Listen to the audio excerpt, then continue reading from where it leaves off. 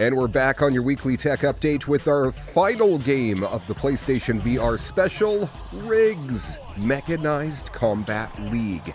This is a first-person shooter, mech warrior, kind of competitive battle sim, a cross between Mech Warrior and like football, for instance. In fact, there's one that's very much like football, and it's a wonderful game. If you like first-person shooters, this is one of the first first-person shooters in the PlayStation VR that I've played that really pulls it off well. Let's have a look, shall we?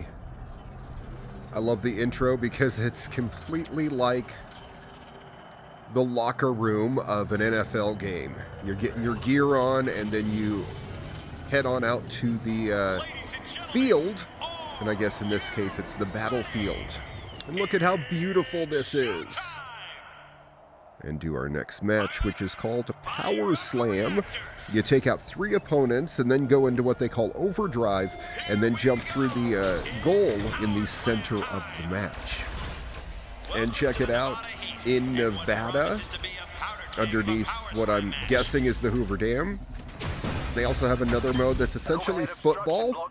You grab a football, you go through the opponent's goal, you get a score, and then they've got team deathmatch. Whoever gets the most kills wins.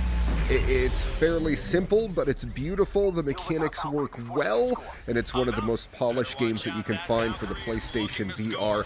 You gotta check it out for yourself. RIGS, take a look. Free on PlayStation Plus, at least it was last month. Definitely worth the money, though, if you have to pick it up. It's a great companion along with the other games we've showcased on today's episode for your PlayStation VR. Again, just like the past 2 games, I'm going to give this game a 4 out of 5 stars on this PlayStation VR episode of your weekly tech update. They could have had a perfect score if multiplayer actually connected and we were able to play 6-person matches consistently and quickly. And finally, happening in this week's What the use of illusion in art is nothing new, but a small town in Iceland is now using the effect to help with public safety and traffic issues. A small fishing village with a speeding issue used a 3D pedestrian crossing in an effort to slow traffic on a narrow street and make drivers think, what the? The eye-popping illusion gives the effect of walking on air as pedestrians move from one side of the street to the other. The visual effect is striking as the optical illusion shifts depending on your perspective. Right now, the project is experimental, with the town seeing what effect the creative zebra crossing will have before deciding if they'd like to roll it out in more areas of the village. This is the first time that I have seen visual trickery to confuse speeders, but it looks to be just enough to get drivers to slow down and say, what the?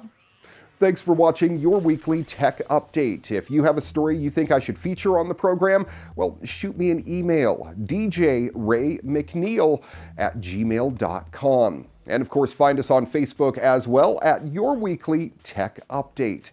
Till next time, I'm Ray McNeil. Good night, world.